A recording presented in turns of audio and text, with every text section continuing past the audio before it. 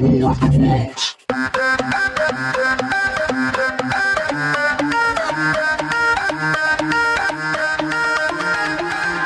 The War of the Worlds. Right, where am I now? This is okay. War of the Worlds, is it? Okay, well, okay, it's not my favourite book, but I'll give it a go. My name is Greg, and I'm recording this from Glasgow. I'm doing a favour for Mr. Dawson, who's asked me to step in and I'll record you a little wee commentary here for on the podcast for War of the Worlds. Now, why on earth he's chosen to teach you this silly old book? I've no idea. It's I mean, why didn't you do something like Pride and Prejudice with a decent storyline? But anyway, nonetheless, let's push ahead with War of the Worlds, Chapter 16, The Exodus from London. 16. The Exodus from London. So you understand the roaring wave of fear that swept through the greatest city in the world just as Monday was dawning. The stream of flight, rising swiftly to a torrent, lashing in a foaming tumult round the railway stations, banked up into a horrible struggle about the shipping in the Thames, and hurrying by every available channel, northward and eastward. By 10 o'clock, the police organisation, and by midday, even the railway organisations were losing coherency, losing shape and efficiency, guttering, softening, running at last in that swift liquefaction of the social body.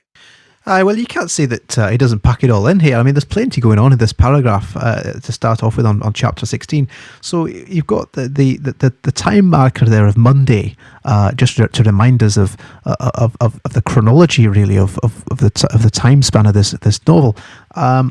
And just as Monday was dawning, now we've seen this before with, I think it was Sunday morning, wasn't it? When the day rises and the day is dawning. Oh, I'm thinking of Amarillo there. This is when the day is dawning. It should be a positive thing. It should be a positive, optimistic wee thing. But of course, here we've got very, very opposite. We've got London preparing itself for an evacuation. So you've got that irony there of the day, and I think I'd call that pathetic fallacy, because it is technically, like we saw before, it's the time of day being used to sort of emphasize a certain mood, and it's ironic pathetic fallacy. So definitely worth making a note of that. Then we've got all these metaphors all over the place here. It's like a Robbie Burns poem, really. You've got the stream of flight rising swiftly to a torrent, lashing in a foaming tumult around the railway station. So you've got there the metaphor of the personification, really, of lashing in a foaming tumult. So that word lashing is a verb, of course. They're a very powerful verb, but it's also personifying what is it being personified? It's the stream of flight lashing in a foaming tumult around the railway stations, banked up into a horrible struggle about the shipping in the Thames. So we can see here it's pretty chaotic. People trying to leave the city, leave the capital. Now, of course, that in itself is important, significant, because this is the capital of England, and so it's a hugely important place.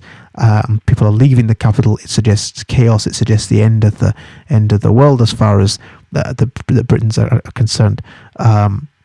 Or certainly English, not so much the Scottish, but certainly the English at that time would have been more concerned. I mean, if it had been Edinburgh, well, that's a different story, but there we go. So here we have some asyndetic lists as well towards the end of that paragraph. We've got by 10 o'clock, the police organisation. By midday, even the railway organisations were losing coherency, losing shape and efficiency, guttering, softening, running at last in that swift liquefaction of the social body. So we've got this very asyndetic list suggesting the overwhelming chaos of what's happening, and then of course that word there, the swift liquefaction. We know H.G. Wells likes his scientific lexis, don't we?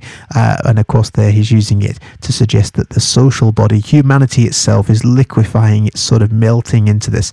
Well, it is a meltdown, isn't it, really? So there's all sorts of things going on there. So I take it back. It's not a bad book after all. I mean, Pride and Prejudice is probably my favourite, but it's certainly got its qualities. Let's push on a bit further and see what else we can find. All the railway lines north of the Thames and the southeastern people at Cannon Street had been warned by midnight on Sunday, and trains were being filled. People were fighting savagely for standing room in the carriages, even at 2 o'clock.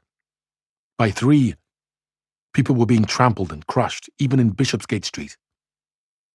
A couple of 100 yards or more from Liverpool Street Station, revolvers were fired, people stabbed, and the policemen who had been sent to direct the traffic, exhausted and infuriated, were breaking the heads of the people they were called out to protect. So we've got a series of time markers again here. We've got the Sunday at midnight, that the people have been warned by midnight on Sunday, and trains are being filled, so people are trying to escape the city, and they're even at 2 o'clock in the morning, 3 o'clock in the morning, people are being trampled and crushed. So we've got more hendiarists that are trampled and crushed, just to re-emphasise how savage this situation is, and actually how people themselves are becoming part of the problem. It's not just the Martians, this is the people themselves who are turning on each other and needing support from the police, and who even they are struggling to cope. We've had revolvers being fired, people stabbed, and the policemen who've been sent to direct the traffic were breaking the heads of the people who were called out to protect. So we've got there's all sorts of things happening again. It's syndetic lists of chaos happening. We've got the hendiarists have been trampled and crushed, and excuse me, it's not corona, by the way, it's just a little wee tickly cough there. So we got the people emphasising how chaotic this situation is. Even at 2 o'clock in the morning there in London, people trying to escape and people turning on themselves. Well, if you've ever been on the tube in London, you'll know what I mean. It's pretty chaotic at the best of times, but certainly when people are trying to get out of London, I mean, you go there on a Friday afternoon, people are leaving work, my word, they're keen to get out of there like rats in a cage. And as the day advanced, and the engine drivers and stokers refused to return to London, the pressure of the flight drove the people in an ever-thickening multitude away from the stations and along the northward running roads. By midday, a Martian had been seen at Barnes, and a cloud of slowly sinking black vapour drove along the Thames and across the flats of Lambeth, cutting off all escape over the bridges in its sluggish advance. Another bank drove over Ealing and surrounded a little island of survivors on Castle Hill, alive, but unable to escape. So you've got the old use of proper nouns there again, that language technique that H.G. Wells loves to use, the proper nouns of these place names. You've got there the Thames, you've got the Lambeth, you've got Ealing, and you've got the Castle Hill there as well. And of course he carries on further down as well on page 93 with Chalk Farm.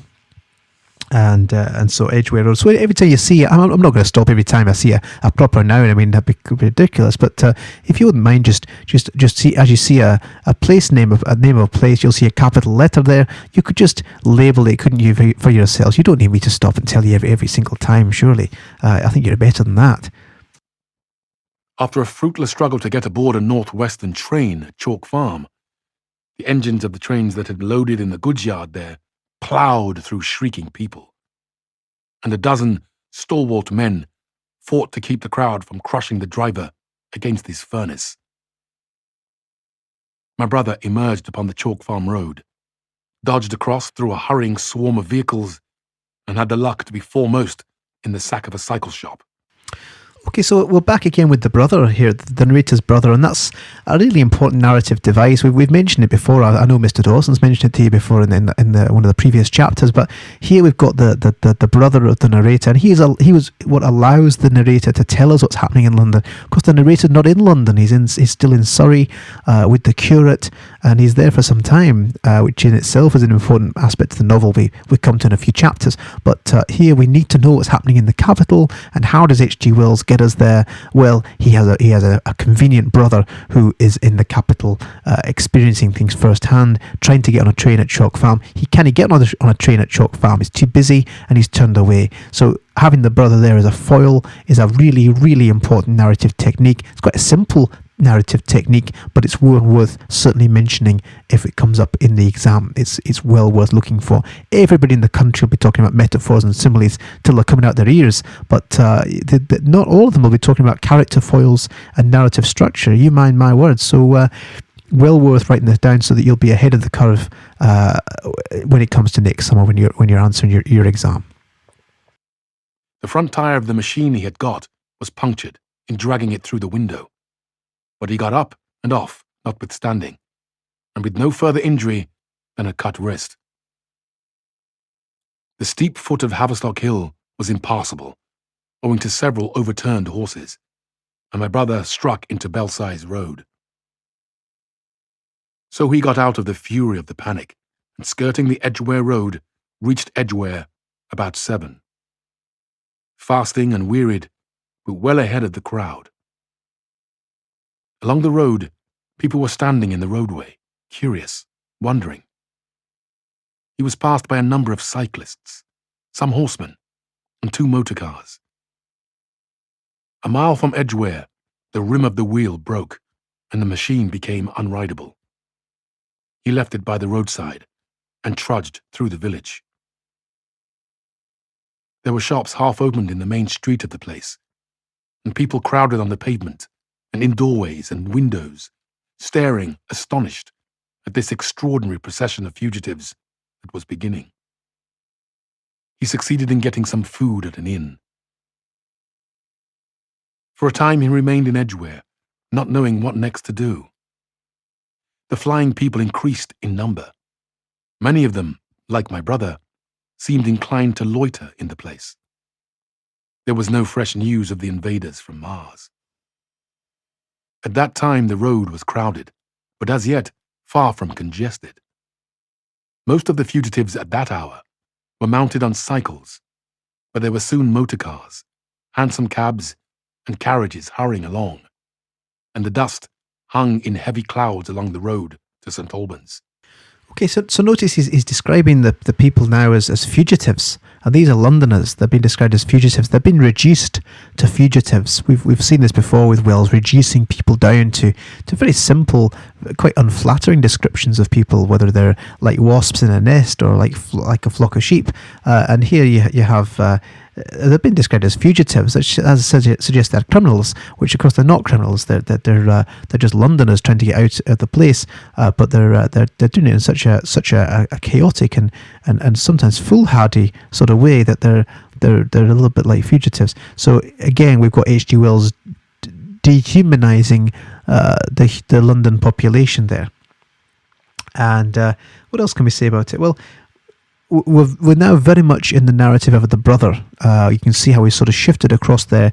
He led us in gently with what the brother was doing, and now we're very much in London with the brother. So you can see how he fairly seamlessly moved us into that narrative perspective, and it's worth just being aware of how that happened on page 93. He shifted us. It's a narrative shift is how we referred to it. A narrative shift, a very nice technique used by lots of different writers, but I think H.G. Wells does a pretty good job with this one. It moves us into London itself, where of course things are more critical, but some of them are like the brother are prepared to loiter because there's a sense of arrogance there, isn't there, in London, a sense of that they'll be fine in London, that it's something happening to other people, and I think you'd still find that if you go to London today, you find a sense of arrogance there, and not really particularly aware of areas around London. Everything's sort of very London-centric, I suppose you'd say. But then that's by the by. It was perhaps a vague idea of making his way to Chelmsford, where some friends of his lived, that at last induced my brother to strike into a quiet lane running eastward. Presently he came upon a stile, and, crossing it, followed a footpath north-eastward. He passed near several farmhouses, and some little places whose names he did not learn. He saw few fugitives until, in a grass lane towards High Barnet, he happened upon 2 ladies, who became his fellow travellers. He came upon them just in time to save them. Okay, so this is a very critical point in the book as well, but it's worth, I would say, if we got access to a map, or even use the old Google to have a look at Google Maps there, or Apple Maps, or any maps if you want to, and you can chart the journey of not only the narrator but also his brother as well. And I would, if it were me and I would sit an exam on this, I think I'd be tempted to print out a map. And I know Mr. Dawson is thinking of making a display on the back wall there, and of using some ordnance survey maps and actually charting the journeys using bits of string or bits of wool along the streets, because actually what H.G. Wells does here is he gives us very detailed descriptions, even down to the road names, of where the characters are actually moving to. So here you can see now he's moving northward to High Barnet, and you can actually chart very easily the route that he's taking now on foot because his bicycle, of course, at that time, bicycles were fairly new, but it was a very novel way for people to get about because it was much faster. But here he's back to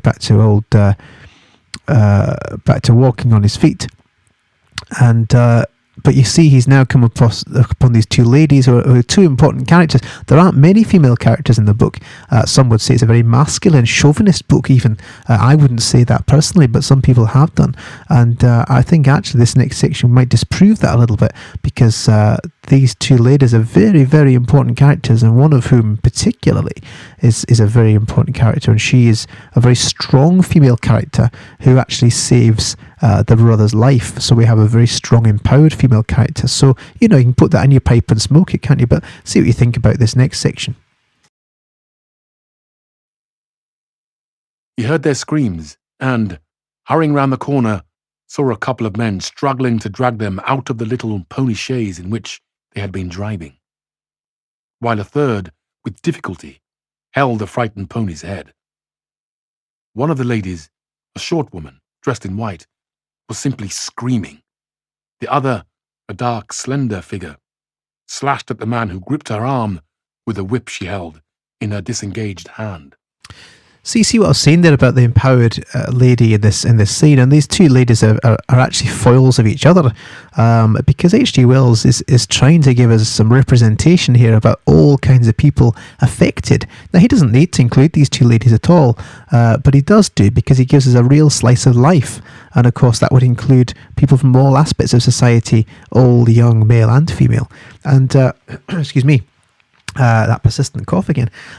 What we've got here is these two ladies. One of them, dressed in white, is simply screaming, and the other, we later learn, is the younger lady, is a dark, slender figure, and she's slashing at the man who gripped her arm with a whip she held in a disengaged hand. So she's much more practical, much more empowered, much more brave in a simple level, really. So, and she's the one, you've got the lady dressed in white suggesting innocence, white suggesting being perhaps passive, perhaps waiting to be rescued, but you've got the darker lady here who's much more practical and much more of a force to be reckoned with. So it's not all that the ladies in the novel are just sort of passive, like the narrator's wife is fairly passive. We don't see her again until the end of the book. But not all women are like that, and indeed not all men are like that. The curate is a good example of a male character who is equally as pathetic as the woman in white here in the pony chaise. So they're obviously being attacked, aren't they? There's some scoundrels in the street here who are trying to rob them, and who knows what else. But the younger woman, the dark, slender figure, is having none of it. She's slashing at them, and she's using a whip with a disengaged hand. I mean, it's quite impressive, quite brave, and we see that her bravery and courage is not diminished as this section of the book develops. Let's find out what happens next, shall we, boys and girls? Or should I just say, or girls? My brother immediately grasped the situation, shouted, and hurried towards the struggle. One of the men desisted and turned towards him, and my brother, realizing from his antagonist's face that a fight was unavoidable, and being an expert boxer, went into him forthwith and sent him down against the wheel of the chaise. It was no time for pugilistic chivalry, and my brother laid him quiet with a kick, and gripped the collar of the man who pulled at the slender lady's arm. He heard the clatter of hooves. The whip stung across his face. A third antagonist struck him between the eyes, and the man he held wrenched himself free and made off down the lane in the direction from which he had come. Now, I don't know where you stand on this, but I mean, you might see it as here again, a man comes to the rescue, and perhaps that does make it a wee bit chauvinist.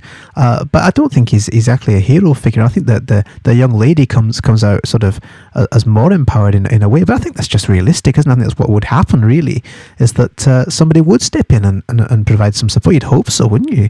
That whether it's male or female, that somebody would do what they could. And here he is trying to break up the rabble, and of course he does that partially here with one of the scoundrels running off down the lane. Partly stunned, he found himself facing the man who had held the horse's head, and became aware of the chaise receding from him down the lane, swaying from side to side, and with the women in it, looking back. The man before him, a burly rough, tried to close, and he stopped him with a blow in the face.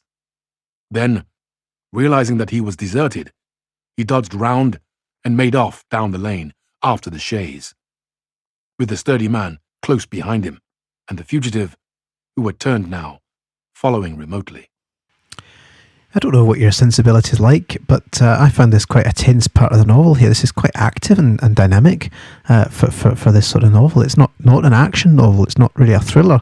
It's very much a science fiction novel, but we've got aspects of real drama happening here.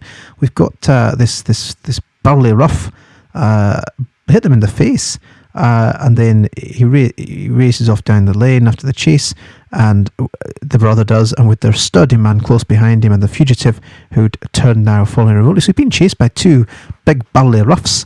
It doesn't look too promising for the old brother at this point, and of course it's not. And until one of the ladies, the younger lady with the whip, it steps in and saves his life, really. So if you want to talk about characterization here, we'll talk a bit more in detail. But you've got this younger lady here is a very important character for the novel, and this shows the strength with which some people have when faced with this unprecedented chaos and situation of humanity. Because of course what you have here is not the Martians killing them. This is people destroying each other, which of course is even more frightening, really. And if you think about most apocalyptic films and zombie films of the last 10, 20 years, there's a whole wealth of apocalyptic films dealing with the end of the world, and it's actually often the people themselves that are the scarier monsters than the actual epidemic or pandemic or whatever it might be that's attacking them in the first place. So you can see H.G. Wells is going for that same style, and it's quite prophetic. He leads the way very much in this style of apocalyptic science fiction writing. And you might wish to make a reference to that in your context if you wanted to. You could certainly make a clear case for that if it was relevant at the time. Suddenly he stumbled and fell. His immediate pursuer went headlong, and he rose to his feet to find himself with a couple of antagonists again. He would have had little chance against them had not the slender lady very pluckily pulled up and returned to his help. It seems she had had a revolver all this time, but it had been under the seat when she and her companion were attacked. She fired at 6 yards distance, narrowly missing my brother. The less courageous of the robbers made off, and his companion followed him, cursing his cowardice. They both stopped in sight down the lane where the third man lay insensible.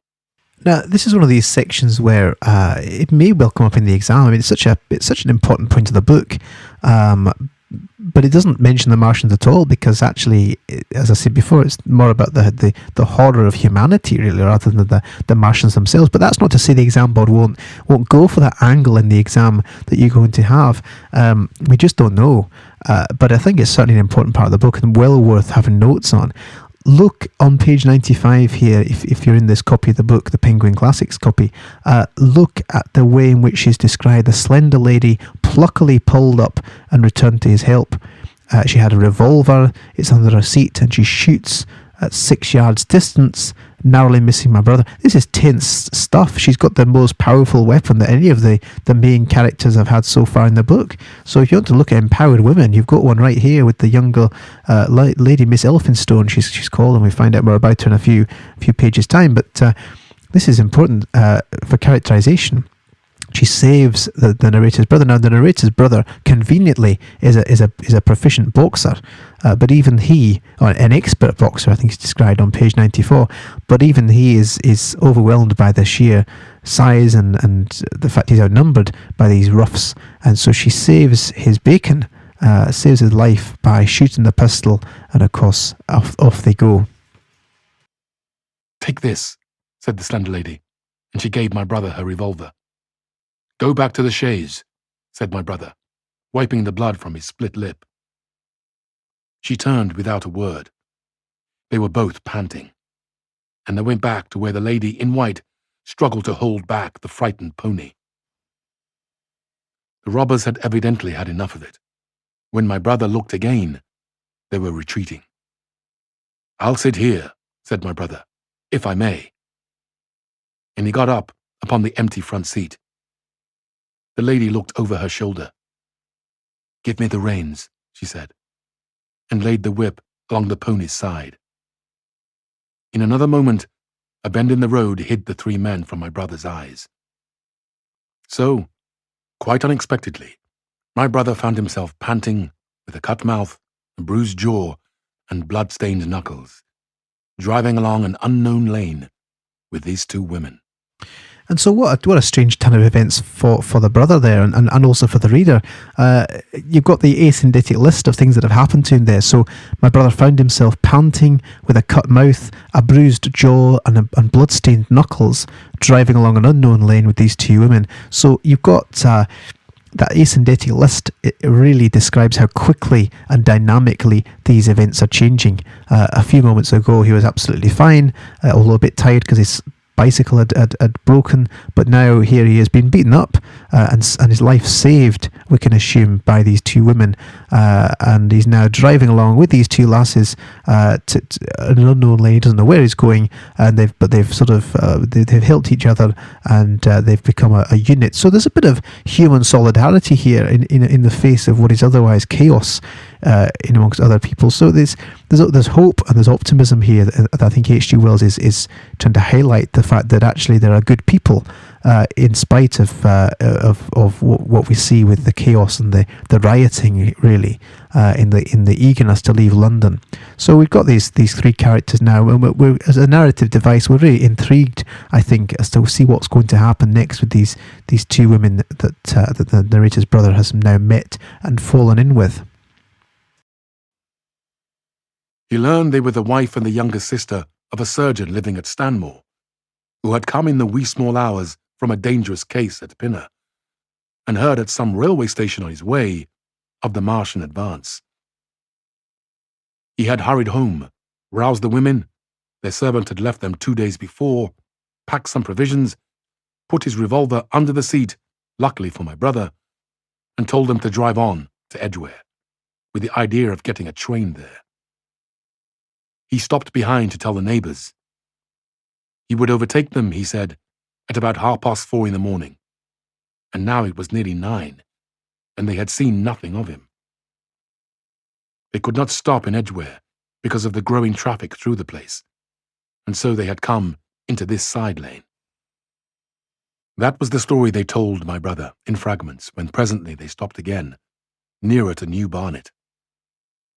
He promised to stay with them, at least until they could determine what to do, or until the missing man arrived, and professed to be an expert shot with the revolver, a weapon strange to him, in order to give them confidence. They made a sort of encampment by the wayside, and the pony became happy in the hedge. He told them of his own escape out of London, and all that he knew of these Martians and their ways. The sun crept higher in the sky, and after a time their talk died out and gave place to an uneasy state of anticipation. Several wayfarers came along the lane, and of these my brother gathered such news as he could.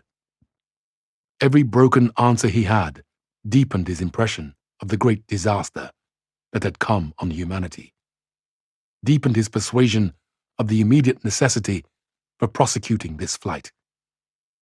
He urged the matter upon them. "We have money," said the slender woman, and hesitated. Her eyes met my brother's, and her hesitation ended. "So have I," said my brother. She explained that they had as much as £30 in gold, besides a £5 note, and suggested that with that they might get upon a train at St. Albans or New Barnet. My brother thought that was hopeless, seeing the fury of the Londoners to crowd upon the trains, and broached his own idea of striking across Essex towards Harwich, and thence escaping the country altogether. Mrs. Elphinstone, that was the name of the woman in white, would listen to no reasoning, and kept calling upon George but her sister-in-law was astonishingly quiet and deliberate, and at last agreed to my brother's suggestion. So, designing to cross the Great North Road, they went on towards Barnet, my brother leading the pony to save it as much as possible. So we've learnt the names of these two lasses here. We've got Mrs. Elphinstone, the wife of George Elphinstone, the doctor, and of course his younger sister, so Miss Elphinstone. So that's the relationship between these two ladies. And we know that his younger sister is far more, she's the dark one, by which we mean dark-haired, far more resilient, far more brave, and far more pragmatic, I would say, because she's the one that sees sense in the brother's idea to get out of the country, because what the brother's thinking, of course, is that the trains will be chaotic, and that what defence will that be going a little bit further north? What they need to be is over water and get themselves out the way and out the country across to France. So his idea of going across Essex, getting to Harwich, and on a boat across to France is a good one. It's a sound idea. But of course, Mrs. Elphinstone, she represents the other way in which people can react. And I would link her a little bit with the curate in the sense that she panics very easily. And I wouldn't say that's a sort of a sexist thing at all or a chauvinist thing. I think it's just representing how different people react. And of course, people would react in that way, male or female. And Mrs. Elphinstone here, she listens to no reasoning. She just calls upon George. She just wants her husband to meet them and save her. But of course, the younger girl, she's well aware that George, her brother, might not be coming, and so they need to take action and put things in their own hands, really, and get themselves across the Great North Road. And again, if you're looking at the map at this point, I would chart the journey that they would take going east across the Great North Road, the old Roman road that went from London up into the north, sort of roughly where the A1 is nowadays, and off they go towards Barnet in the north of London to go across eastwards to get out of the country. Now, it's a fair old trek, and so the brother is trying to drive the pony to save it as much as possible, as in not tire the pony out too much. And I suppose what I'm saying there, a lot of that is down to characterization. It's very important to look at character in this book, and I wouldn't exclude these two characters at all, particularly the younger Miss Elphinstone. I think she's a very important character in her bravery and the way in which she responds to chaos and panic. I think she's an important female character to bear in mind, and particularly because she saves the brother's life at this point. As the sun crept up the sky, the day became excessively hot, and underfoot a thick, whitish sand grew burning and blinding, so that they travelled only very slowly. The hedges were grey with dust, and as they advanced towards Barnet, a tumultuous murmuring grew stronger. They began to meet more people. For the most part, these were staring before them, murmuring indistinct questions, jaded, haggard, unclean. One man in evening dress passed them on foot, his eyes on the ground.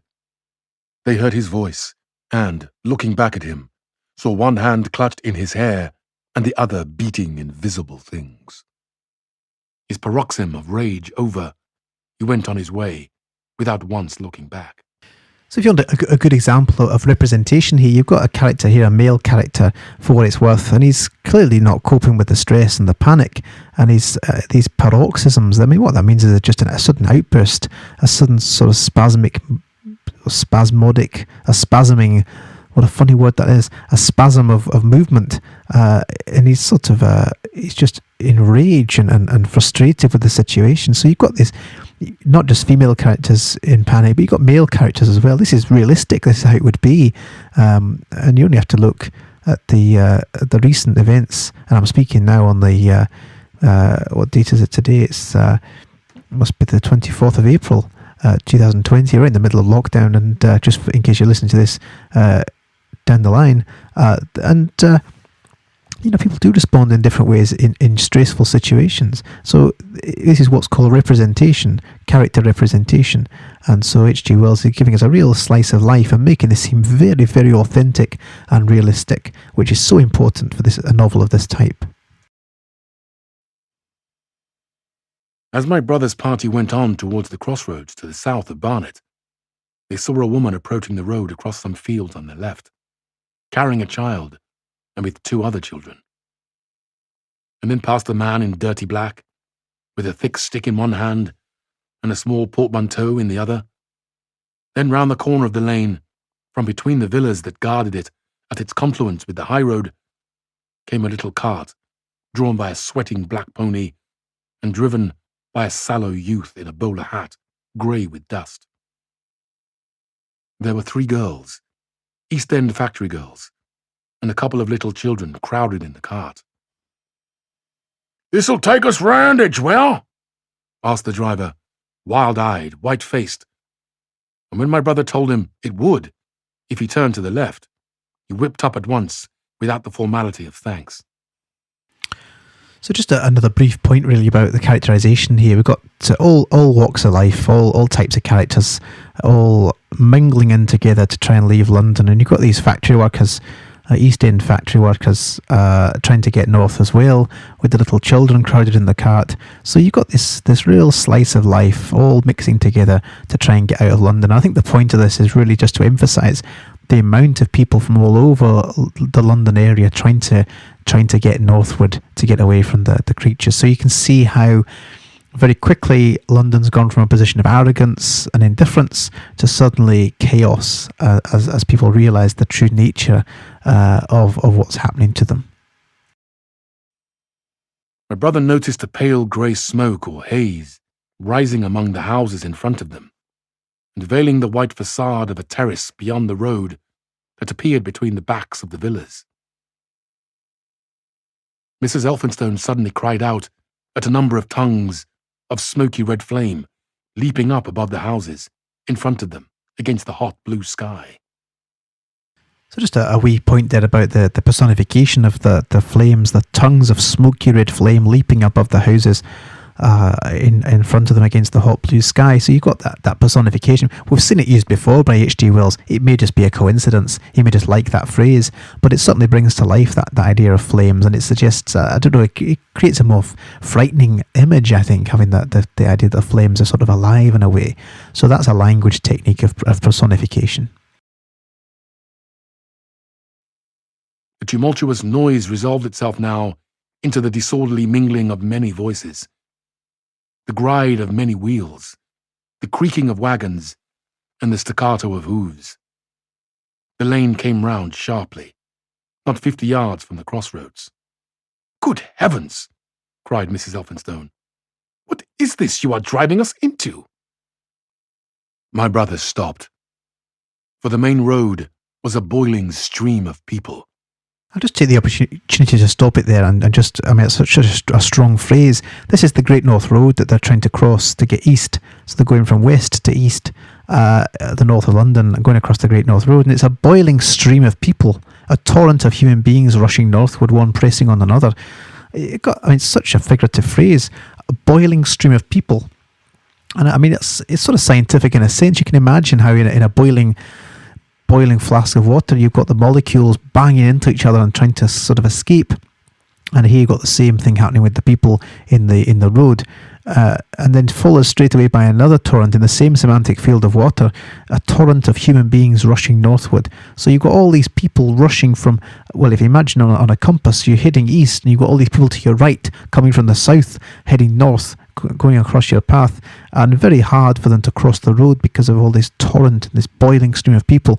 Very, very powerful figurative language there. So that's definitely a language technique that you'll want to make reference to in the exam if this question were to come up, or this section were to come up, which I think is fairly likely, not because of the Martians, but because of the reactions of the people in the novel. So it's a very powerful part of the book, and no less frightening for its absence of Martians, I wouldn't say, in my humble opinion. A torrent of human beings rushing northward, one pressing on another. A great bank of dust, white and luminous in the blaze of the sun, made everything within 20 feet of the ground grey and indistinct, and was perpetually renewed by the hurrying feet of a dense crowd of horses, and of men and women on foot, and by the wheels of vehicles of every description. "Way!" my brother heard voices crying, "Make way!" It was like riding into the smoke of a fire, to approach the meeting point of the lane and road. The crowd roared like a fire, and the dust was hot and pungent. So you can see here how H.G. Wells is very keen to describe this scene very powerfully and very figuratively. The crowd roared like a fire. So you've got this sort of, again, that use of simile. I've got these Teams notifications popping up all the time. So I'm sorry if that's annoying to you. Maybe you can't hear it. I don't know, but if you can, I'm sorry about that. But anyway, it's just describing the crowd as roaring like a fire. It's an interesting simile to use. It's dangerous, isn't it? Fire. It's unpredictable and it's dangerous, and of course that's probably why he's using that as a vehicle for this particular simile, because the people here are dangerous and they're chaotic and unpredictable, and that's more frightening for them at that particular point than the Martians who are still a few miles away at this point. And indeed, a little way up the road, a villa was burning and sending rolling masses of black smoke across the road to add to the confusion. 2 men came past them, then a dirty woman, carrying a heavy bundle and weeping. A lost retriever dog, with hanging tongue, circled dubiously round them, scared and wretched, and fled at my brother's threat. So much as they could see of the road Londonward, between the houses to the right was a tumultuous stream of dirty, hurrying people, pent in between the villas on either side. The black heads, the crowded forms, grew into distinctness as they rushed towards the corner, hurried past, and merged their individuality again in a receding multitude that was swallowed up, at last, in a cloud of dust. And I think the point here then is just to remind you of how dangerous H.G. Wells is trying to make this crowd scene. Now, he's really pulling no punches here when he's describing the danger of this place and being swallowed up even in a cloud of dust. I mean, that's personifying the dust even, isn't it? Personifying it as a cloud of dust, swallowing them up. So there's a real sense of danger here, and I think that's so important here as a theme. It's not just the Martians who provide a threat, it's also humanity itself who's providing a threat. And I think you've got to really get your head around that if you want to write about it and get a good mark in the exam. This is not just a book about Martians, it's a book about us as people and how we respond to each other and to threats and danger. So it's a very socialist book, and I think you need to be aware that it's not just a book about scary little brown men men from Mars and scary creatures. It's much more than that, and it actually questions civilization and humanity as much as anything else. So this is a really good, important section, and that's the reason why I think it's highly likely they might use this for the exam. But even if they don't, it's a really good reference point for a point that you could make, because you could make that really philosophical point about the fact that the Martians in some ways are not the biggest threat in this book. And that's a really powerful point you could make for a very high, high-end, high-level answer that would get you a good mark in the exam. "Go on! Go on!" cried the voices. "Way! Way!" One man's hands pressed on the back of another. My brother stood at the pony's head. Irresistibly attracted, he advanced slowly, pace by pace, down the lane. Edgware had been a scene of confusion, Chalk Farm a riotous tumult, but this was a whole population in movement. It is hard to imagine that host. It had no character of its own. The figures poured out, past the corner, and receded with their backs to the group in the lane. Along the margin came those who were on foot, threatened by the wheels, stumbling in the ditches, blundering into one another. The carts and carriages crowded close upon one another, making little way for those swifter and more impatient vehicles that darted forward every now and then when an opportunity showed itself of doing so, sending the people scattering against the fences and gates of the villas. "Push on!" was the cry. "Push on! They're coming!" In one cart stood a blind man in the uniform of the Salvation Army, gesticulating with his crooked fingers and bawling, "Eternity! Eternity!" His voice was hoarse and very loud, so that my brother could hear him long after he was lost to sight in the dust. Some of the people who crowded in the carts whipped stupidly at their horses, and quarrelled with other drivers. Some sat motionless, staring at nothing with miserable eyes. Some gnawed their hands with thirst, or lay prostrate in the bottoms of their conveyances. The horses' bits were covered with foam, their eyes bloodshot. So you've got another interesting contrast here, a foil character. He's just a very minor character, and you wouldn't want to really mention him unless he was in the extract in the exam. I don't suppose. But you've got this Salvation Army blind man, and he is an interesting foil to the curate. And you could link those two characters together. They both represent a religion, and the sort of the faithlessness and hopelessness of religion in the face of actual chaos.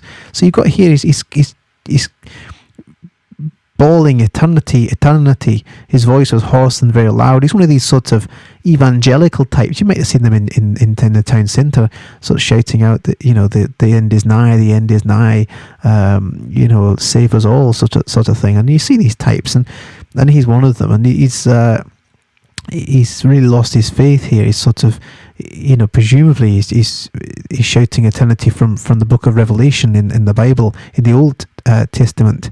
Is it the Old Testament? Maybe the last book of the New Testament. Can't remember. But anyway, it's from the book of Revelation, at least, is eternity, and it sort of suggests that kind of the end of days, apocalyptic sort of sense to it, and it's not a very practical thing to be shouting. It doesn't really help anybody. So it's sort of the helplessness and I would say impotence of religion that H.G. Wells is pointing out here at this point in the book, because he clearly here that these two people, the curate and the Salvation Army man, are both very impractical when faced with chaos. They sort of use religion, and they quote phrases from the Bible, but they don't really do anything to help anybody at this point. But religion comes back towards the end of the book in a different way. But at this point, in the midst of the chaos, I think H.G. Wells is sort of parodying and satirising the way in which religion, and organised religion, sometimes is a little bit ineffective when actually chaos happens and occurs. So that's a theme. And so you've got two things there. You've got the characterisation of the Salvation Army man and the curate, but you've also got that theme of religion and science always sort of battling it out between each other, of practicality and sort of emotion and impotency, really. I hope that makes sense. There were cabs, carriages, shop carts, wagons, beyond the counting. A mail cart, a road cleaner's cart marked Vestry of St. Pancras, a huge timber wagon crowded with roughs. A brewer's dray rumbled by, with its two near wheels splashed with fresh blood. "Clear the way!" cried the voices. "Clear the way!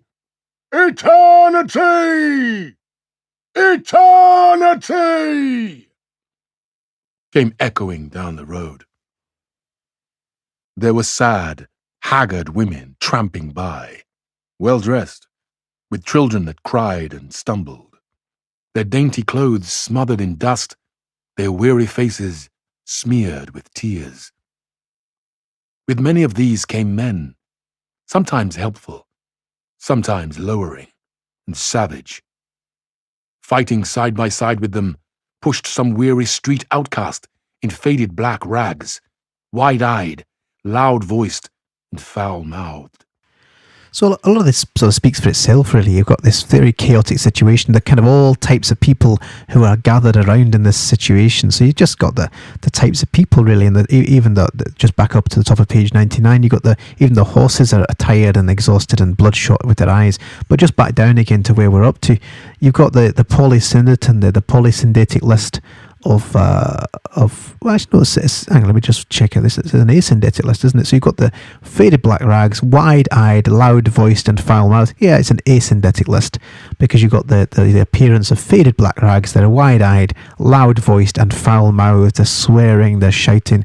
They're pretty unpleasant people, and that just ties into, again, I mean, that's a structural point as the asyndetic list, of course, as you'll know.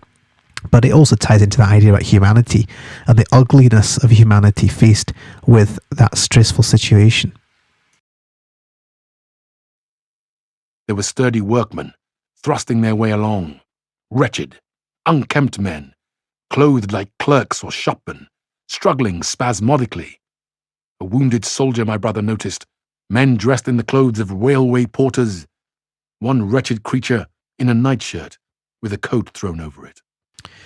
So again, there you've got that asyndetic list that A. Synderton used there just to reinforce the overwhelming nature of people and how many different sorts of people there are at this point, at this juncture, trying to get north out of London. So I think you've just got a very simple structural point there of a syndetic list, of just to show how many different people there are and how chaotic it is. But varied as its composition was, certain things all that host had in common. There were fear and pain on their faces, and fear behind them. A tumult up the road, a quarrel for a place in a wagon, sent the whole host of them quickening their pace. Even a man so scared and broken that his knees bent under him was galvanized for a moment into renewed activity. Just a quick wee point there about the word galvanised. It's an interesting verb to use. It's a scientific verb, and you might have done it in science about galvanising, and it's named after the Italian scientist Galvani, the Italian physicist called Galvani, and he was interested in working with electricity at the time in the late 1700s, I believe it was, and I think he talked about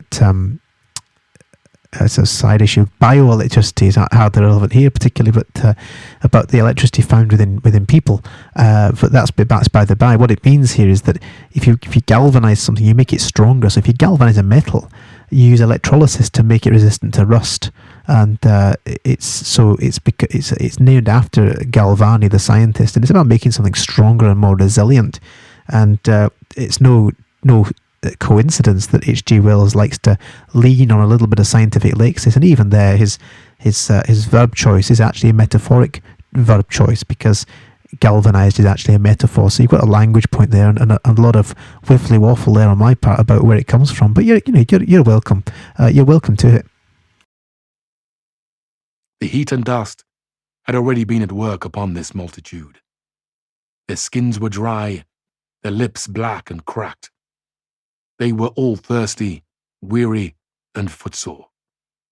And amid the various cries, one heard disputes, reproaches, groans of weariness and fatigue. The voices of most of them were hoarse and weak. Through it all ran a refrain. Why? The Martians are coming!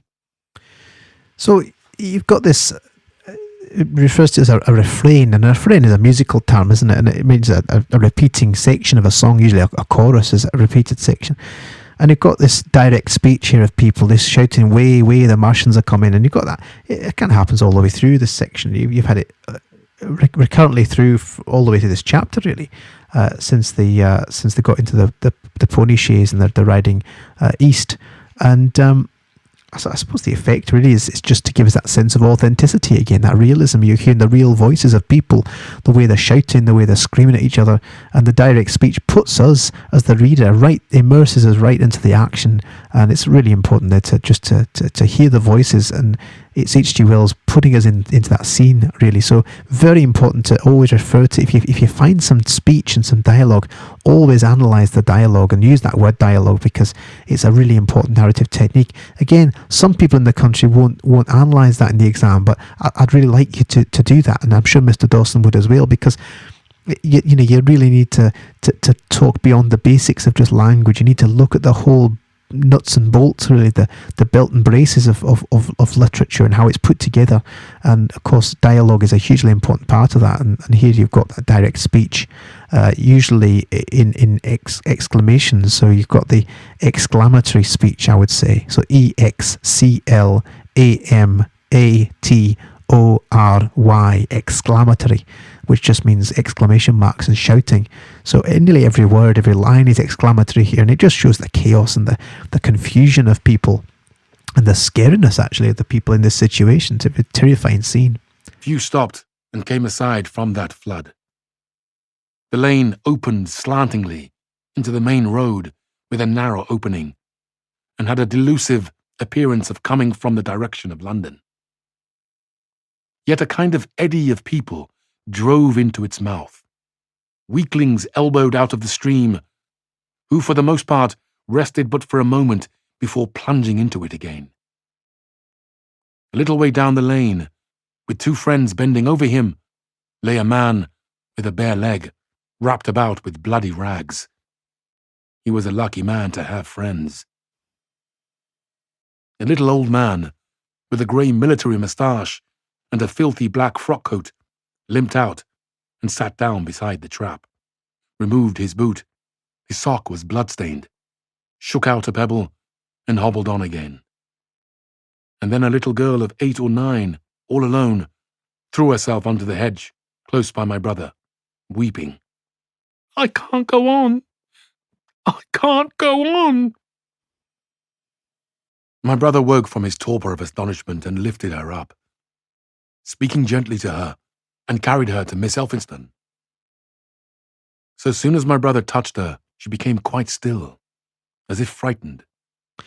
Just a wee point here about the humanity, really, and so the hope, and people are just ignoring this wee young lassie, and yet the brother of the narrator here is good enough to stop and pick her up, and though she's frightened, he tries to reassure her and tries to sort of do the right thing by her, really. So you've got the hopelessness of humanity generally in this chaotic situation, but you've got these three characters, and mainly the two characters of Miss Elphinstone and the narrator's brother, I should say, and yet they really are a little island of civility, I would say, in what is otherwise a chaotic situation. So not all is lost.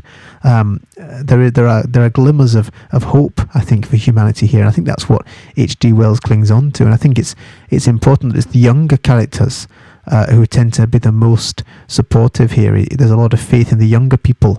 It's the older people. If you look at all the characters in the novel, it's the older ones who are sort of the most useless and the most pessimistic, and actually quite negative have a negative impact on the other characters. But look out for the young character, and you'll see there's a lot of hope and positivity there for the younger generation, and something you'll see again, I'm sure, when Mr. Dawson teaches you Inspector Calls, because you've got the younger generation there who are certainly far more willing to change and willing to accept responsibility. But that's for another story. That's another day.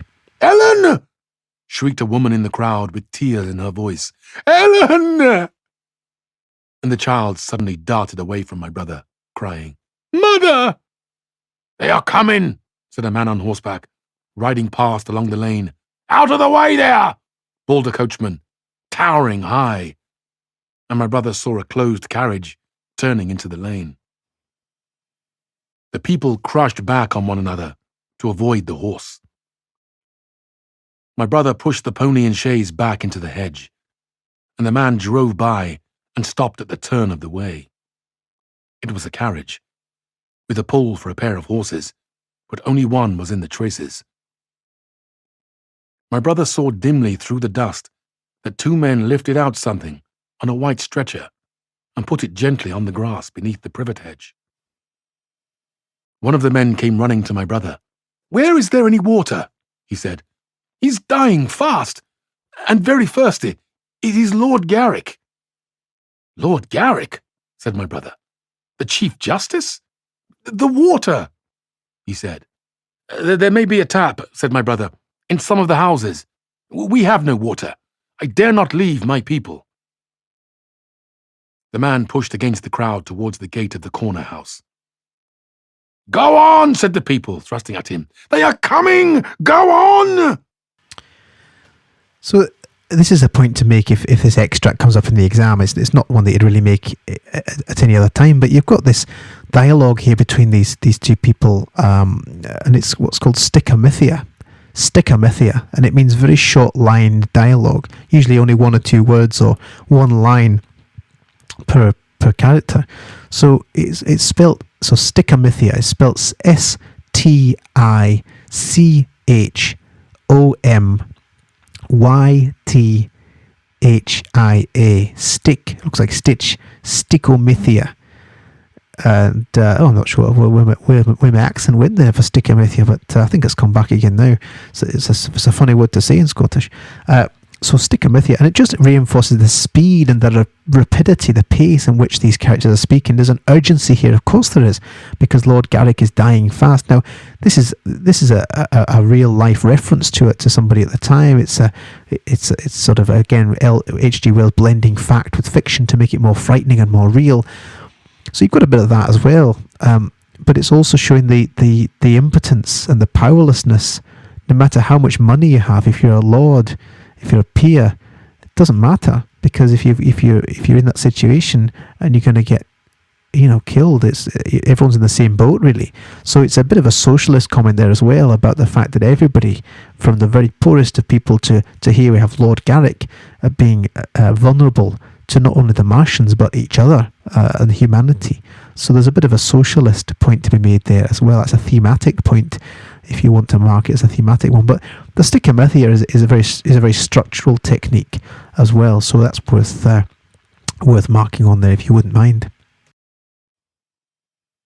Then my brother's attention was distracted by a bearded, eagle-faced man, lugging a small handbag, which split even as my brother's eyes rested on it and disgorged a mass of sovereigns that seemed to break up into separate coins as it struck the ground.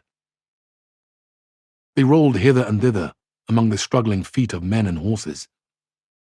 The man stopped and looked stupidly at the heap, and the shaft of the cab struck his shoulder and sent him reeling. He gave a shriek and dodged back, and a cart wheel shaved him narrowly. "Way!" cried the men all about him. "Make way!" So soon as the cab had passed, he flung himself, with both hands open, upon the heap of coins, and began thrusting handfuls in his pocket. A horse rose close upon him, and in another moment, half rising, he had been borne down under the horse's hooves. So you've got a really interesting social comment here as well. I mentioned socialism before. It is a very socialist book, and here you've got this man. He's on his hands and knees trying to catch coins off the floor, and of course it's quite an ugly scene. And it just really shows how people sometimes are still obsessed by money and by greed, and when we should be thinking about other things. And it's really showing the ugliness of humanity, I think, at that point. And I think it's, he gets destroyed, doesn't he? He gets he gets under the horse's hoofs. So it's very, very, very socialist comment, very interesting comment to make about how people respond in stressful situations, but how people just respond to money as well. "Stop!" screamed my brother, and, pushing a woman out of his way, tried to clutch the bit of the horse. Before he could get to it, he heard a scream under the wheels, and saw through the dust the rim passing over the poor wretch's back. The driver of the cart slashed his whip at my brother, who ran round behind the cart. The multitudinous shouting confused his ears. The man was writhing in the dust among his scattered money, unable to rise, for the wheel had broken his back, and his lower limbs lay limp and dead. My brother stood up and yelled at the next driver, and a man on a black horse came to his assistance. "Get him out of the road," said he, and clutching the man's collar with his free hand, my brother lugged him sideways. But he still clutched after his money, and regarded my brother fiercely, hammering at his arm with handfuls of gold. "Go on! Go on!" shouted angry voices behind. "Way! Way!" So it might just be because the brother is a medical student that he's quite a good egg, isn't he? He's a good chap, and there he is. He's always trying to do the right thing, whether it's that small girl, the Emily girl, or whether it's a man who's just had his back broken by one of the carriages and horse going over his back. So he's, there's that positivity and hope there. So in terms of characterization, I'd be commenting on that a little bit, and again the fact that, even still, the victim, the man whose back is broken, he's not grateful for any support. He's not he's not appreciative of it. In fact, he's still trying to clutch after his money, and he's still aggressive to the brother and unfriendly despite this. So it's a real ugliness of humanity. I think it's worth looking at here, and particularly where the money is concerned, where people will do anything for money and to hold on to their money. There was a smash as the pole of a carriage crashed into the cart, that the man on the horseback stopped. My brother looked up, and the man with the gold twisted his head round and bit the wrist that held his collar. There was a concussion, and the black horse came staggering sideways, and the cart horse pushed beside it. A hoof missed my brother's foot by a hair's breadth. He released his grip on the fallen man and jumped back. He saw anger change to terror on the face of the poor wretch on the ground. And in a moment, he was hidden, and my brother was borne back and carried past the entrance of the lane, and had to fight hard in the torrent to recover it. He saw Miss Elphinstone covering her eyes, and a little child, with all a child's want of sympathetic imagination, staring with dilated eyes at a dusty something that lay black and still, ground and crushed under the rolling wheels. "Let us go back," he shouted, and began turning the pony round. "We cannot cross this hell," he said. And they went back 100 yards, the way they had come, until the fighting crowd was hidden. As they passed the bend in the lane, my brother saw the face of the dying man in the ditch, under the privet, deadly white and drawn, and shining with perspiration. The two women sat silent, crouching in their seats and shivering. So it's the sort of thing that we're a little bit numb to these days with sort of the television culture that we have. But I mean, this is just a horrific scene that we've just experienced. And I think for the time it was written, this is a really horrific scene. We've just seen someone have his back broken by a carriage wheel, a cart wheel going over his back. And then he's sort of been crushed again by oncoming hoofs and people. And you know, that Miss Elphinstone, who we know is no stranger to danger, and she's no coward. She's covering her eyes because it's so horrific. In fact, interesting that the little child is because of children's lack of empathy. Sometimes they sort of just want to stare at things and watch things. They don't necessarily understand the tact of looking away and being polite. Watching this horrific scene unfold, and a dusty something that lay black and still, ground and crushed. Ground, that's an interesting verb, isn't it? Ground and crushed. Adjective to describe him. Ground and crushed under the rolling wheels. How horrific. And even the brother himself, using a direct speech there, describes it as a hell. And it does sound like a hell, doesn't it? It sounds exactly like a hell. So they decide to go back the way they came and avoid this horrible, ugly scene of hell, not because of the Martians necessarily, not directly, but because of the other people who are there with them. Then beyond the bend, my brother stopped again. Miss Elphinstone was white and pale, and her sister-in-law sat, weeping, too wretched even to call upon George. My brother was horrified and perplexed. So soon had they retreated, he realized how urgent and unavoidable it was to attempt this crossing. He turned to Miss Elphinstone, suddenly resolute. "We must go that way," he said, and led the pony round again. For the second time that day, this girl proved her quality. To force their way into the torrent of people, my brother plunged into the traffic and held back at cab horse, while she drove the pony across its head. So just to remind us then about the strong characterization here, this empowered young woman, she's proved her quality. That's a good quotation to use. For the second time that day, this girl proved her quality, and she certainly does. She's the one that drives the pony across its head, while the brother actually gets out and plunges into the traffic and holds back the traffic to get across.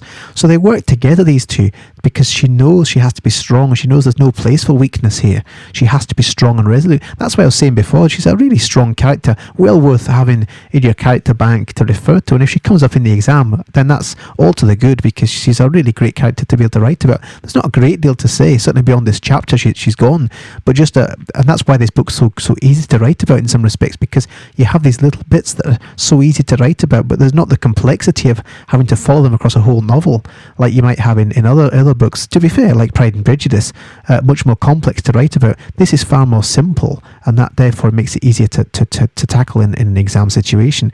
But a really great female character here for us to explore. A wagon locked wheels for a moment and ripped a long splinter from the chaise. In another moment, they were caught and swept forward by the stream. My brother, with the cabman's whip marks red across his face and hands, scrambled into the chaise and took the reins from her. "Point the revolver at the man behind," he said, giving it to her.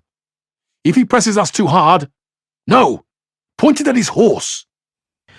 And the significance there of pointing at his horse, I'm sure you'll understand there, is that actually there's more fear in having your horse killed at this point, because of course that's your only way of escape. So he knows it's far more powerful to threaten a horse to get you away than just to point your gun at somebody themselves, because this is such a dire situation that people require their resources. So you can see how he's trying to think. He's a very logical man, like our narrator. That they're very similar characters. In fact, they're almost identical. Really, it's the fact that they're brothers. They work in the same way. They're very pragmatic, rational people, and so I think it's well worth just looking at his pragmatism, but also her pragmatism too. She's the one holding the pistol. She's the one brave enough to point it at somebody else, which, bearing in mind the context of the time, 1898, it's quite something really. So you can bring a bit of context in there as well, and how H.G. Wells actually is really presenting a female character in a very brave and unusual strength of character here. Then he began to look out for a chance of edging to the right across the road. But once in the stream, he seemed to lose volition, to become a part of that dusty rout. They swept through Chipping Barnet with the torrent. They were nearly a mile beyond the centre of the town before they had fought across to the opposite side of the way. It was din and confusion indescribable. But in and beyond the town, the road forks repeatedly, and this, to some extent, relieved the stress.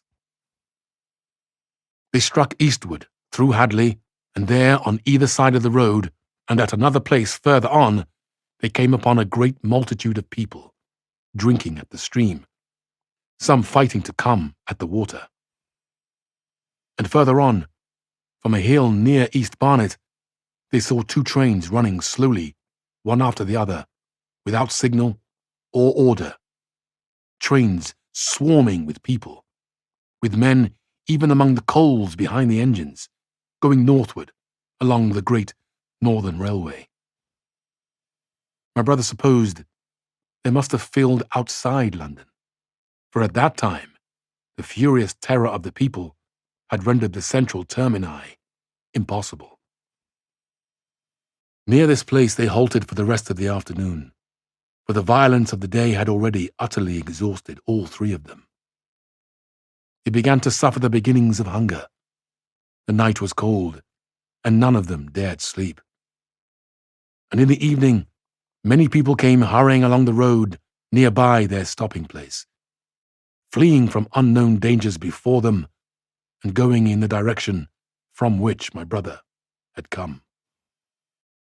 So, like I say, I think this chapter is a really important chapter because it's just to emphasise the chaos and the destruction and the crumbling of civilization, really. And it's, I think you'd want to make the point that this is central to the novel. It's pivotal because it happens right dead smack bang in the middle of the novel. So I think you'd want to be making a point about that. And that's a structural technique. There's no coincidence that H.G. Wells has planned to have this chapter there.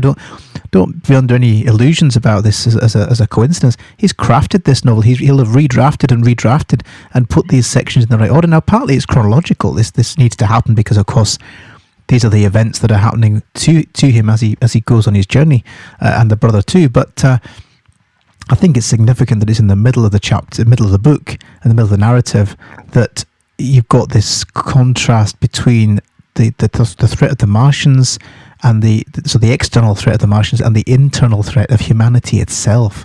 And I think that's a really important point you'd want to make in your exam answer. But I hope you've enjoyed that chapter. It's a really powerful chapter, and I think looking at those female characters, particularly Miss Elphinstone, the younger of the two ladies, a very, very important character to have as a foil to other characters, and certainly looking at the Salvation Army man and the curate as well, and comparing those two who are quite impotent in the face of chaos despite their apparent faith and religion. So lots to say about that chapter. It's been quite a long chapter, so I apologise if it's taken a while, and hopefully you could understand all of what I was saying, even to this thick, sometimes Glaswegian, sometimes a little bit more Edinburgh, a bit snootier sort of Edinburgh accent, but certainly somewhere up north of the border anyway. Okay, I'll see you again next time. Bye.